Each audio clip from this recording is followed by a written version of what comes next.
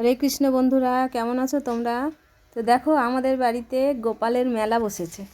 কত সুন্দর দেখতে দেখো লাগছে। তো আমি অনেকটা জায়গা খালি করেছি যাতে সবাইকে দেখতে ভালো লাগে। তো এই দেখো, এটা আমাদের বাবু, তোমরা চেনো। আর এই যে দেখো, এক মাতাজি যাচ্ছে মায়াপুর, তো ওনার বাবুকে আমার কাছে রেখে গেছে। এইটা আমার দিদিভাইয়ের বাবু, তোমরা তো চেনো, এর আগেও এসেছে।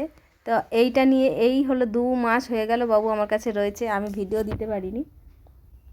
তো দেখো, এই যে দেখেছো তো, মাতাজি ওনার গপুর জন্য জামা কাপড় পাঠিয়েছে, কিন্তু আমি আমার বাড়িতে যেসব গপুরা জামা পরে তো সেগুলোই পরিয়েছি, কারণ জানি না, আমার ভালো লেগেছে তাই আমি পরিয়েছি। আর এই যে দেখো, তো আজ তো সরস্বতী পুজো, তো সরস্বতী পুজোতে কিছু নতুন না পরলে ভালো লাগে। তো গেছি দোকানে, অনেক খুঁজে পাই না ভালো ড্রেস। এগুলো আগে কোনো দিন কিনিনি, আজকে কিনে নিয়ে আসলাম, কেন বানানোর সময় পাই না, অনেকটা ক্লাস করতে হয়, অনেকগুলোই ক্লাস করতে হয়। তো এই যে 4টে নিয়ে এসেছি।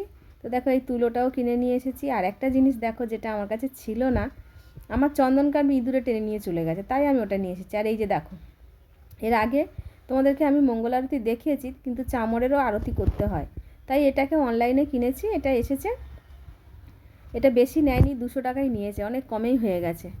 তো এই দেখো, কত সুন্দর দেখাচ্ছে, সবাই নতুন নতুন ড্রেস পরেছে। সাদা যে বড় ড্রেসটা, ওইটা আমার এই বড় বাবুর জন্য। আর এই যে এনার বাবুর জন্য হলুদ ড্রেস। আর এই যে আমাদের দেখো, সাদার ওপরে একটু অরেঞ্জ ড্রেস, আর এই বাবুও হলুদ ড্রেস। তো রাধে রাধে। ভিডিও ভালো লাগলে লাইক শেয়ার করে ফেলো।